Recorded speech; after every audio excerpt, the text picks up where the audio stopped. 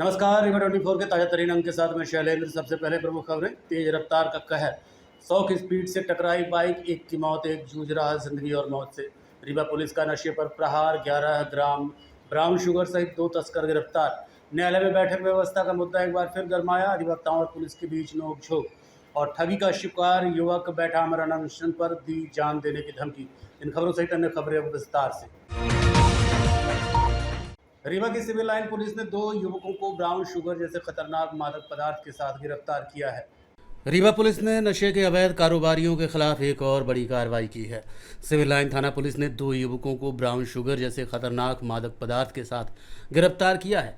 मामला civil line थाना क्षेत्र का है। थाना में पदस्थ उप निरीक्षक राजकुमार तिवारी को कस्बा भ्रमण के दौरान मुखबिर से सूचना मिली कि झिरिया मोहल्ला आंगनवाड़ी केंद्र के पास 2 व्यक्ति अवैध मादक पदार्थ बेचने की फिराक में घूम रहे हैं। सूचना मिलते ही पुलिस टीम ने तत्काल घेराबंदी की। पुलिस को देखकर दोनों व्यक्तियों ने भागने का प्रयास किया, लेकिन पुलिस ने उन्हें पकड़ लिया। आरोपियों की पहचान पीयूष मिश्रा उर्फ राजा और नागेंद्र चतुर्वेदी के रूप में हुई है।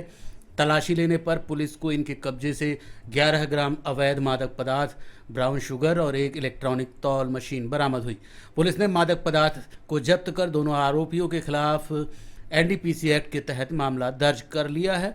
अब आरोपियों से आगे की पूछताछ की जा रही है ताकि इस तस्करी रैकेट के अन्य सदस्यों का पता लगाया जा सके। कल दिनांक 22/10/2025 को शाम को मुखबिर से सूचना प्राप्त हुई थी कि 2 व्यक्ति जो है तो ब्राउन शुगर लिए हुए हैं और उसको बेचने का प्रयास कर रहे हैं। उस मुखबिर की सूचना पर त्वरित रूप से कार्रवाई करते हुए वरिष्ठ अधिकारियों के निर्देश पर पुलिस ने दोनों आरोपी, एक का नाम है पीयूष मिश्रा, दूसरे का नाम है नागेंद्र चतुर्वेदी, दोनों आरोपियों के कब्जे से करीबन 11 ग्राम ब्राउन शुगर जब्त की गई है। साथ में उस ब्राउन शुगर को तौलने के लिए उनके पास मशीन थी, उस मशीन को भी जब्त किया गया। दोनों आरोपियों के विरुद्ध एनडीपीएस एक्ट के तहत कार्रवाई की गई है और गिरफ्तार कर न्यायिक अभिरक्षा में भेजा गया। ठगी से पीड़ित व्यक्ति आज आमरण अनशन पर बैठ गए और चेतावनी दी कि न्याय नहीं मिला तो जीवन त्याग देंगे और अपना शरीर मेडिकल कॉलेज को दान कर देंगे। सिविल लाइन थाना क्षेत्र के पुष्पराज नगर निवासी संतोष कुमार तिवारी 34 लाख रुपए की ठगी का शिकार होकर अब न्याय की मांग में कलेक्ट्रेट के सामने आमरण अनशन पर बैठे हुए हैं।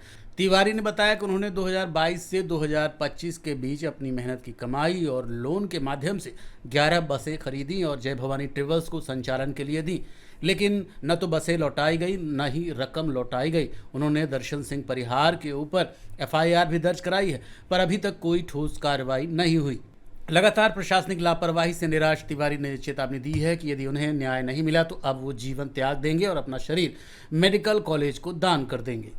आमरण अनशन में इसलिए बैठे हैं कि मेरी बसों को दर्शन सिंह परिहार ने ले रखा है और वापस नहीं कर रहा। पुलिस जब्त की कार्रवाई भी नहीं कर रही है। आज 6 महीने हो गए हैं और मेरे करीब 1,85,00,000 का नोटिस आ गया है, जो रिकवरी के लिए बैंक वाले मुझे परेशान करते हैं। कितनी बसें हैं और कब से वो कैप्चर किए हुए हैं आपकी बस? बस है, हमने उससे 2022 से धंधा शुरू किया था और ये मार्च से लास्ट हमें पैसे वैसे देने बंद कर दिए हैं और अभी कहाँ खड़ा किया है कुछ हमें पता नहीं है। कितना हमारे पैसा आपका फंसा हुआ है? पैसे करीब 2 करोड़ रुपए तो मेरे हिसाब के पड़े हुए हैं। मामले की शिकायत क्या आपने कही की? मामले की शिकायत सभी उच्च अधिकारी से लेके थाना तक की है। आरटीओ के कागजात कहाँ हैं, किसके नाम है? आरटीओ के कागजात मेरे नाम है और थाने में टीआई साहब ने जब्त, केवल गाड़ी के कागजात मेरे जब्त किए हुए हैं, गाड़ी नहीं। जबकि आज तक नियम में ऐसे कहीं नहीं कि गाड़ी के कागजात पहले जब्त हो जाए और गाड़ी नहीं। आरटीओ से जानकारी भी आरटीओ से निकलवा चुके हैं हमारे श्रीमान टीआई साहब, उसके बाद भी कोई कुछ नहीं हुआ। क्या आपने उनको बसें चलवाने के लिए भी दिया था? जी, मैं बसें में वो 15% कमीशन पे चलाते थे, जिसका मेरे पास है, रिकॉर्ड अभी है और हमें मोबाइल में हिसाब भेज दिया करते थे। क्या उनसे इस संबंध में बात हुई, क्या कहते हैं वो? उनसे हमारी बात हुई, बोले हम नहीं देंगे बसें, हमारी बसें हैं, आपकी कुछ भी नहीं है। क्या अदालत की शरण में कोई गया इस मामले को लेकर? हाँ, अदालत के शरण में अभी हम ही गए थे, तो उस पर अदालत ने आदेश किया था गाड़ी जब्ती की। अब जब गाड़ी जब्ती हो जाए तो उसके बाद ही अदालत का काम है। अदालत के आदेश के बाद भी जब्ती नहीं हुई? नहीं। किसके द्वारा जब्ती नहीं की जा रही? सिविल एनटीआई ही जब्त करेंगे। एफआईआर यहाँ है तो सिविल एनटीआई जब्त करेंगे। एसपी साहब कोई टीम गठित करें। कलेक्ट्रेट सामने आप धरने पर बैठे हुए हैं, कब तक धरने पर रहेंगे आप? जब तक जीवित रहेंगे। शांतिमय आंदोलन से आप कर रहे हैं? जी, मैंने आज से सुबह से ही अन्न जल त्याग दिया। ये हमारे जीजा जी हैं और इनकी करीब 10-11 बसें हैं। माँ वैष्णो ट्रेवल्स के नाम से है। और दर्शन सिंह परिहार जो यहाँ रीवा का रहने वाला है, ये जो है तो इनके यहाँ नौकरगिरी करता था और जो है तो मतलब जो है देखता था बस में। धीरे धीरे उसने जो है ये इनकी बसें जो है पैसा भी गोल करने लगा और बस भी जो है और जान से मारने की कई बार जो है धमकियाँ देने लगे। हमारे बहन को भी अनाप शनाप बोला है वो। और प्रशासन जो है, मैं चूँकि भारतीय जनता पार्टी सतना जिला का रहने वाला हूँ और मैं सदस्य भारतीय जनता पार्टी, और जो कि हमारी भी सरकार भी जो है इस माने जो है तो ध्यान नहीं दे रही है कि माने सरकार भी जो ध्यान दे।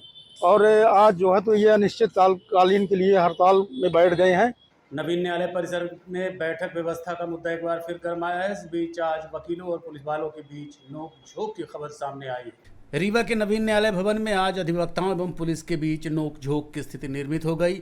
एक एसआई से शुरू हुए विवाद के बाद थाना प्रभारी सहित पुलिस बल मौके पर पहुंचा और मामले को शांत करवाया। रीवा के नए न्यायालय भवन को शुरू हुए तकरीबन 1.5 माह से अधिक हो चुके हैं, लेकिन अभी तक अधिवक्ताओं के लिए बैठक व्यवस्था नहीं बन पाई है। अधिवक्ताओं का आरोप है कि भव्य न्यायालय भवन बनने के बाद भी न्याय प्रक्रिया तो शुरू हो गई, लेकिन कोई सुविधा नहीं मिल रही है।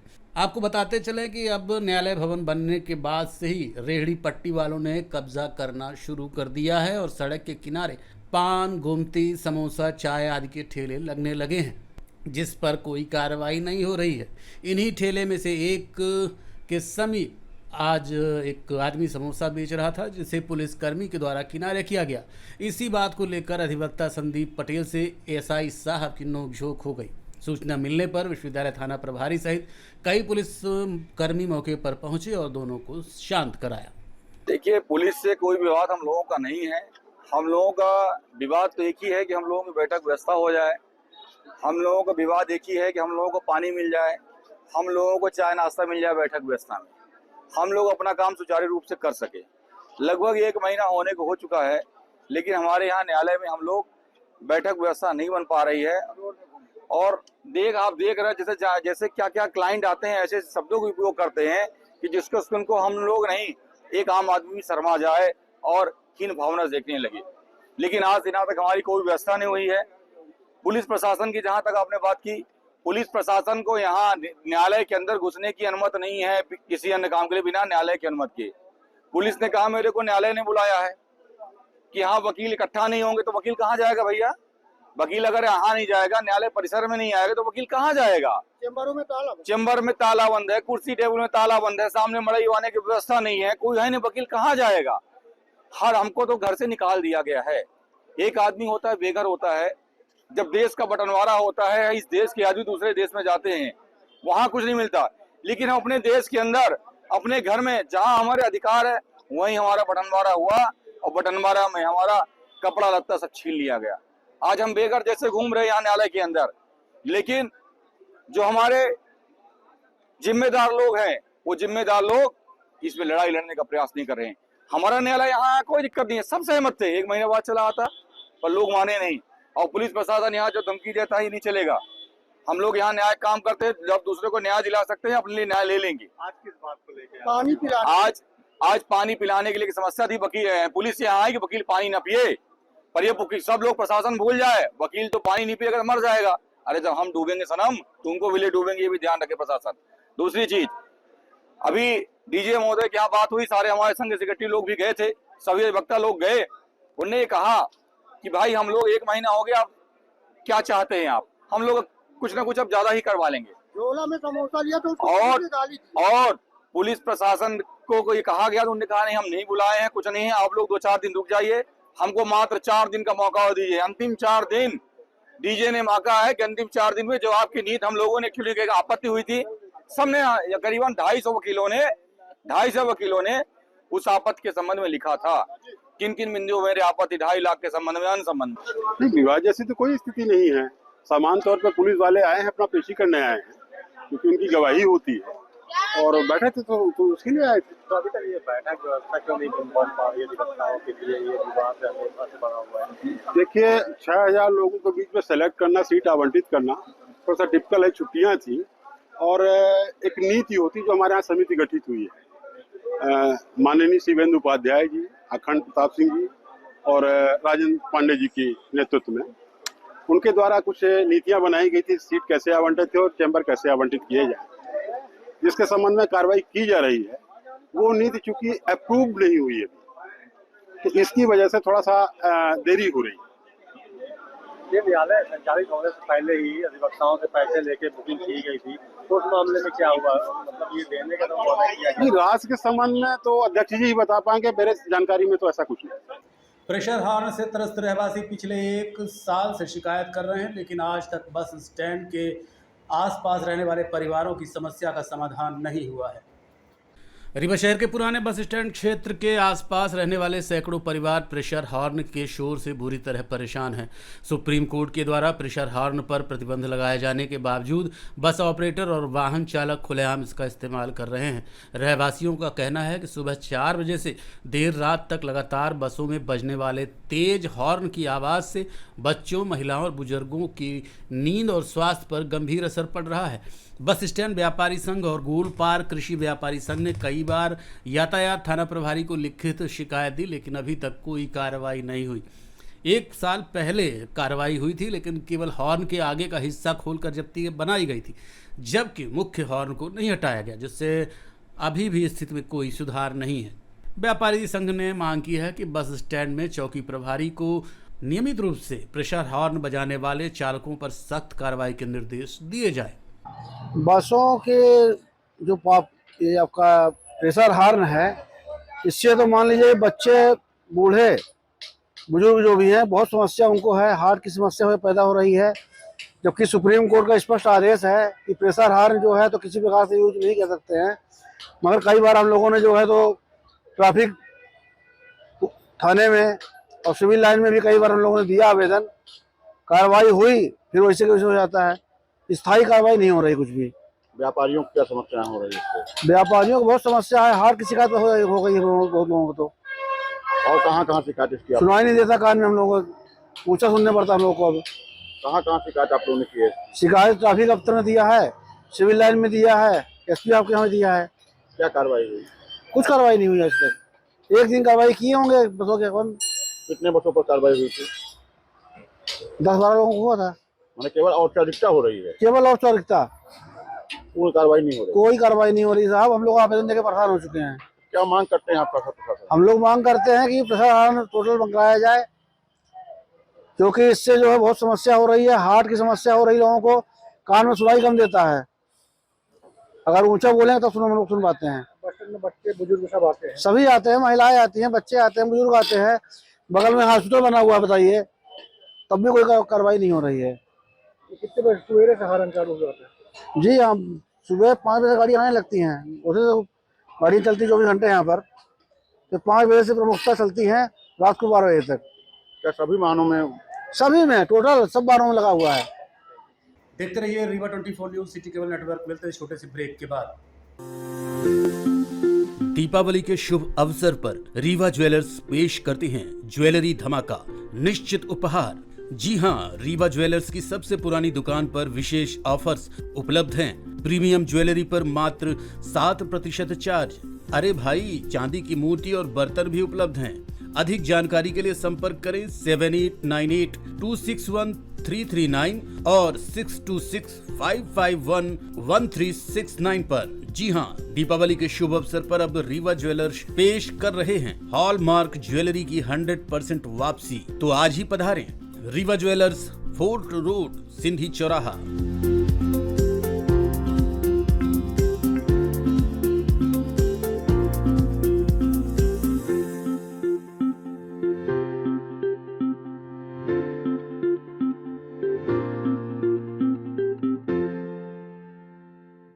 सौ की स्पीड से बाइक सवार खंबे से जा टकराया, जिसमें से एक युवक की मौत हो गई, जबकि एक का गंभीर अवस्था में इलाज जारी है।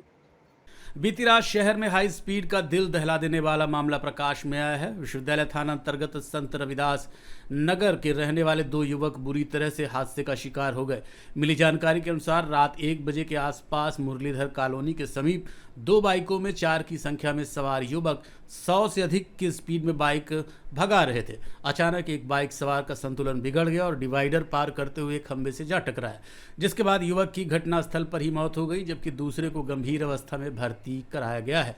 हालांकि दूसरे बाइक सवार बाल बच गए। वहीं परिजनों का कहना है कि अगर बाइक खंबे से टकराती तो बाइक का पिछला पहिया क्षतिग्रस्त न होता बल्कि आगे का पहिया क्षतिग्रस्त होता। परिजनों का आरोप है कि किसी ने उन्हें ठोकर मारी है। घटना को लेकर अब सीसीटीवी फुटेज द्वारा जांच की जा रही है। आसपास के लोगों की माने तो घटना का मुख्य कारण हाई स्पीड ही था। पूरा मामला क्या है ये तो पुलिस की जांच के बाद ही पता चल पाएगा।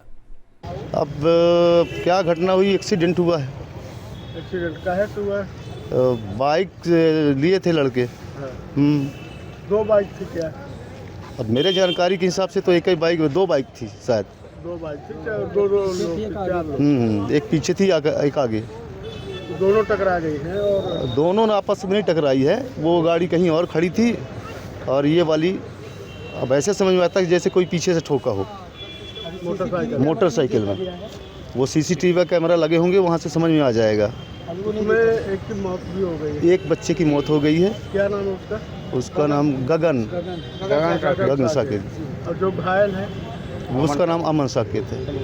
ये साथ के घर के हैं? हाँ, लगभग हो गए, इकट्ठे दोस्त ही है। और एक मोटरसाइकिल जो पीछे थे वो बच गए?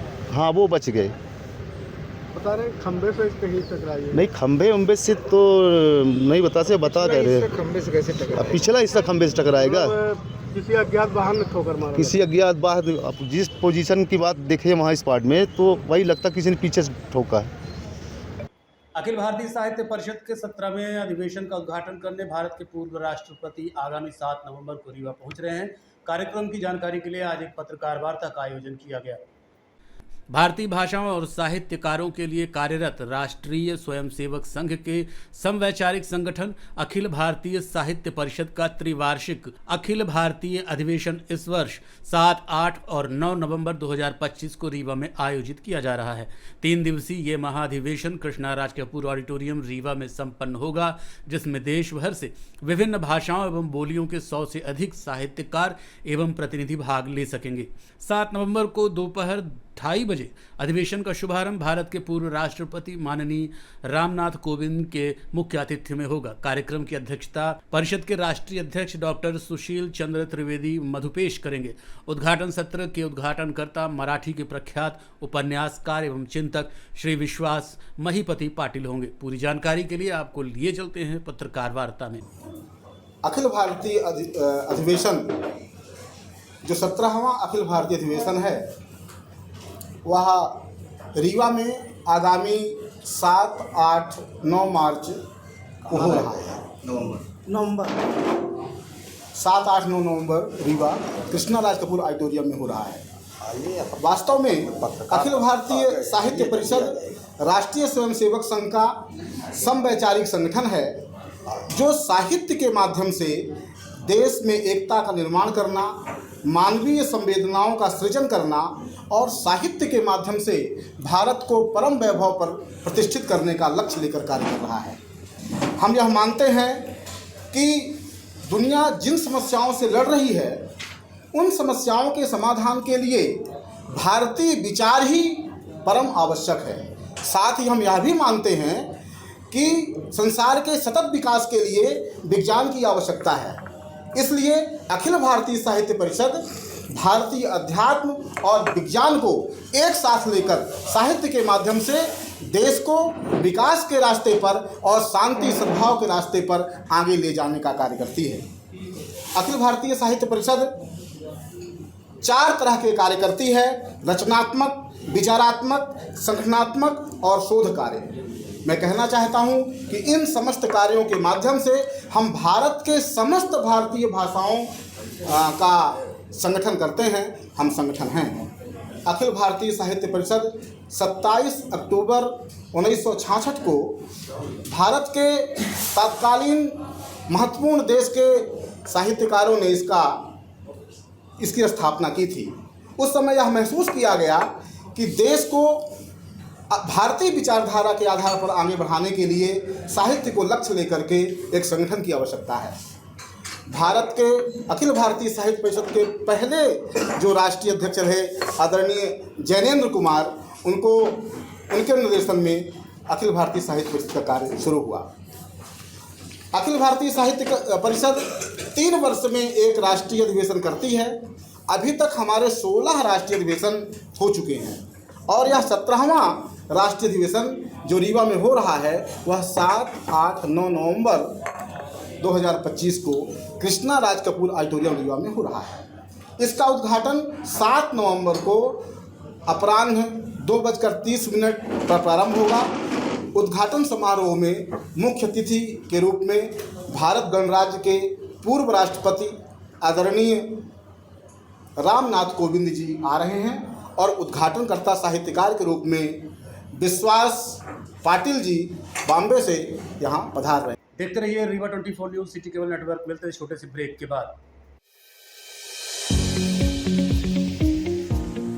विंध्य क्षेत्र का शिक्षा पथ प्रदर्शक Pentium point group of institutions Rewa, जो पिछले 25 वर्षों से ज्ञान, गुणवत्ता और विश्वास का प्रतीक बना हुआ है। इस प्रतिष्ठान के अंतर्गत संचालित है Pentium point college of pharmacy, मान्यता प्राप्त फार्मेसी काउंसिल ऑफ इंडिया से, जहां संचालित हो रहे हैं बी फार्मा 4 वर्षीय और डी फार्मा 2 वर्षीय जैसे professional course. Pentium point college of law, मान्यता प्राप्त bar council of India new Delhi से, जहाँ उपलब्ध है देश के भविष्य निर्माता विद्यार्थियों के लिए B.Com LLB, BBA LLB, BA LLB 5 वर्षीय, LLB 3 वर्षीय और LLM 2 वर्षीय जैसे रोजगार परक पाठ्यक्रम। Pentium point college of management approved by AICTE, जहां संचालित हैं हाईली डिमांडेड MBA 2 वर्षीय कोर्स। साथ ही Pentium point technical college Rewa का एकमात्र संस्थान जहां AICTE से मान्यता प्राप्त BBA और BCA जैसी तकनीकी पाठ्यक्रम संचालित है। रेगुलर कोर्सेज में B.Com, BSc, BA तथा स्नातकोत्तर स्तर पर MA history, economics, sociology, MSc chemistry, biotechnology, computer science और PGDCA डिप्लोमा भी उपलब्ध है। यहाँ शिक्षण कार्य नेट, सेट व PhD धारक प्राध्यापकों द्वारा कराया जाता है। साथ ही उच्च गुणवत्ता की प्रयोगशालाएं, pharmacy lab, biotechnology lab, computer lab, moot court और विशाल पुस्तकालय संस्थान की विशेषताएं हैं। बौद्धिक और सांस्कृतिक गतिविधियों के लिए एक अत्याधुनिक ऑडिटोरियम, खेल गतिविधियों हेतु इंडोर और आउटडोर स्टेडियम, जहां शिक्षा के साथ संपूर्ण व्यक्तित्व का विकास सुनिश्चित है। So please visit Pentium point where vision meets excellence. Admission open, so visit today Pentium point group of institutions Rewa. जी हाँ, विंध्य क्षेत्र का शिक्षा पथ प्रदर्शक Pentium point group of institutions Rewa, जो पिछले 25 वर्षों से ज्ञान, गुणवत्ता और विश्वास का प्रतीक बना हुआ है। Yes, one and only Pentium point group of institutions Rewa. आगामी 26 अक्टूबर को सामाजिक एवं राजनीतिक चेतना सम्मेलन का आयोजन पद्मधर पार्क में किया जाएगा। कार्यक्रम की जानकारी पत्रकार वार्ता के दौरान दी गई। रीवा के पद्मधर पार्क में सामाजिक एवं राजनीतिक चेतना सम्मेलन का आयोजन होने जा रहा है। ये कार्यक्रम 26 अक्टूबर 2025 रविवार को सुबह 11 बजे से आयोजित होगा। इस कार्यक्रम को लेकर करहिया मंडी में एक प्रेस वार्ता का आयोजन किया गया। प्रेस वार्ता में वरिष्ठ समाजसेवी प्रभात वर्मा ने मीडिया को जानकारी देते हुए बताया कि रीवा के पद्मधर पार्क में सामाजिक एवं राजनीतिक चेतना का महासम्मेलन का आयोजन किया जा रहा है। सम्मानित हमारे पत्रकार बंधु, आज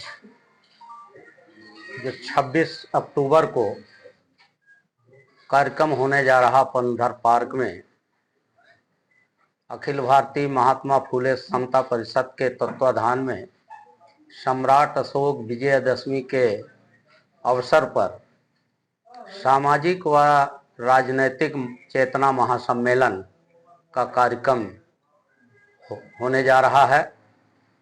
इस कार्यक्रम में मुख्य अतिथि सिद्धार्थ सुखलाल कुशवाहा जी, अध्यक्ष विधायक एवं अध्यक्ष महात्मा फूले परिषद, हमारे उद्घाटक होंगे डॉक्टर राकेश मौर्य जी, मंत्री उत्तर प्रदेश सरकार, पूर्व मंत्री उत्तर प्रदेश सरकार। और इस कार्यक्रम में सभी पिछड़े वर्ग के बड़ा चेहरा, SC ST और अल्पसंख्यक समाज से, जैसे सुनील सराफ जी, पूर्व विधायक अनूपपुर, एडवोकेट विद्यावती पटेल जी, पूर्व विधायक, मानवर राम गरीब बनवासी जी, पूर्व विधायक, डॉक्टर IMP वर्मा जी, पूर्व विधायक, श्रीमती रेणु साय जी, पूर्व महापौर सिंगरौली, श्रीमती बबीता साकेत जी, पूर्व जिला पंचायत अध्यक्ष रीवा, श्री राजन वर्मा जी, वरिष्ठ समाज सेवी रीवा, अच्छेलाल कुशवाहा जी, पूर्व लोकसभा प्रत्याशी सतना, डॉक्टर रश्मि पटेल जी, पूर्व विधानसभा प्रत्याशी नागौर, वीरेंद्र कुशवाहा जी, पूर्व विधानसभा प्रत्याशी मैहर, वीरभद्र सिंह जी, अध्यक्ष कुर्म छत्री समाज रीवा, मकसूद अहमद जी, वरिष्ठ समाज सेवी सतना, संतोष राय जी, किसान नेता व वरिष्ठ समाज सेवी सिहोरा, देवदत्त सोनी जी, पूर्व जिला पंचायत सदस्य, श्री संतोष यादव जी, वरिष्ठ समाज सेवी कटनी। 350वें शहीदी दिवस के उपलक्ष्य में आयोजित होने वाले सजीव प्रदर्शन कार्यक्रम को लेकर गुरुद्वारा श्री गुरु सिंह सभा गल्ला मंडी में गोष्ठी का आयोजन किया गया। गुरुद्वारा श्री गुरु सिंह सभा गल्ला मंडी में सिख, पंजाबी एवं सर्व समाज की संगत ने 26 अक्टूबर 2025 को श्री गुरु तेग बहादुर सिंह जी के 350वें शहीदी दिवस के उपलक्ष्य में आयोजित होने वाले सजीव प्रदर्शन कार्यक्रम को उत्साहपूर्वक मनाने और जनमानस तक गुरु जी की मानवता एवं धर्म को बचाने के लिए दिए गए बलिदान को साझा करने के लिए विचार गोष्ठी आयोजित की गई। अभी ये 26 तारीख को पहला स्टार्ट होगा। 26 तारीख को कृष्णा राजकपूर ऑडिटोरियम में शाम को 6:30 से 9 बजे तक। इसके अलावा शिरोमणि गुरुद्वारा प्रबंधक कमेटी अमृतसर, जिसको हम लोग हरमंदर साहिब या गोल्डन टेम्पल जानते हैं, उन्होंने 21 अगस्त से एक भव्य शोभा यात्रा नगर कीर्तन पूरे इंडिया का भ्रमण कर रही है। उसका जो समाप्ति होगी वो होगी नवंबर में अनंतपुर साहब में। अनंतपुर साहब की नगरी को भी गुरु तेग बहादुर साहब ने ही बसाया है।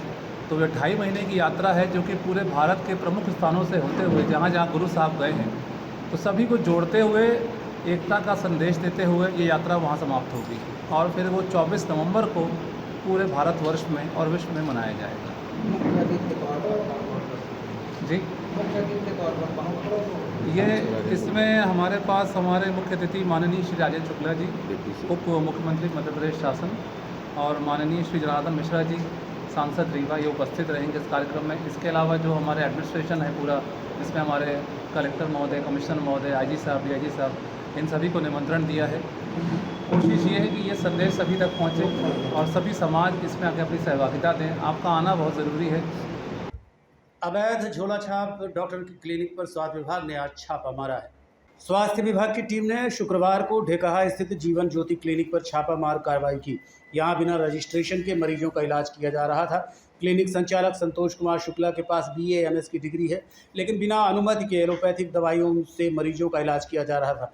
मुख्य चिकित्सा एवं स्वास्थ्य अधिकारी डॉक्टर संजीव शुक्ल ने बताया कि क्लिनिक में उपचार करने से पहले पंजीयन कराना अनिवार्य होता है। जांच में पाया गया कि जीवन ज्योति क्लिनिक का कोई रजिस्ट्रेशन नहीं है। इस पर तत्काल कार्रवाई करते हुए क्लिनिक को सील कर दिया गया और मरीजों को दी जा रही दवाओं के सैंपल लिए गए हैं। भाजपा कार्यालय के पास स्थित ये निजी क्लिनिक कई वर्षों से संचालित थी और यहाँ प्रतिदिन बड़ी संख्या में मरीज इलाज कराने पहुँचते थे। स्वास्थ्य विभाग अब पूरे मामले की जाँच कर रहा है। उपचार करने के पूर्व पंजीयन कराना आवश्यक है एवं नियमित जो जांच विभाग द्वारा की जाती है उसी के संबंध में आज ये जीवन ज्योति क्लिनिक जो ये बद्रिका कॉम्प्लेक्स ढेकहा में स्थित है, यहाँ निरीक्षण के दौरान यह पाया गया कि डॉक्टर संतोष कुमार शुक्ला, जिनकी BAMS योग्यता है, के द्वारा इस क्लिनिक का संचालन बिना पंजीयन के किया जा रहा है और मौके पे निरीक्षण के दौरान उनके द्वारा मरीजों का उपचार करना और एलोपैथिक दवाइयों का उपचार के दौरान उपयोग करना, ये पाया गया। तो चूँकि इनके द्वारा बिना नियमानुसार उचित पंजीयन के ये क्लिनिक का संचालन किया जा रहा था, निरीक्षण में आज जब ये जांच में ये स्पष्ट हुआ, इसलिए आज इनके जो द्वारा जो दवाइयाँ लिखी जा रही हैं उनको जब्ती की गई है और पंचनामा बनाया गया है और आज इनके क्लिनिक को संचालन बंद करके इनको सीज कर दिया गया है। हम CMHO साहब को दिखा दिए हैं, रिकॉर्ड पूरा दिखा दिए हैं, सारे रिकॉर्ड डॉक्यूमेंट हमारा क्लिनिक का रजिस्ट्रेशन, पोली क्लिनिक एलोपैथ और वे दोनों का रजिस्ट्रेशन है क्लिनिक का। बस अब वो जाने, हमको तो पता नहीं कुछ इस बारे में, सारा डॉक्यूमेंट मेरे पास है, सब कुछ है।